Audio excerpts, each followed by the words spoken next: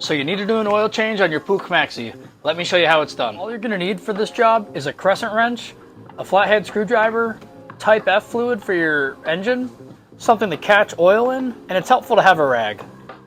So start by locating your drain plug, which is at the bottom of the motor right here. You can either use a flathead screwdriver or your crescent wrench. So take that off. Go ahead and drain out any of the bad oil. In my case, I don't really need it. I just wanted to show you guys how to do it. Make sure to inspect your O-ring and make sure that there's no cracks, and then go ahead and reinstall it. Now go ahead and take this bolt off here. Then you're going to take your type F fluid, put it into this hole. Once the oil begins to leak over the edge, then you're all done. You can put your bolt back on and you're all finished. As you can see, I have it coming out, so we're all good. Make sure to inspect this washer as well, and then reinstall it, and you're all set.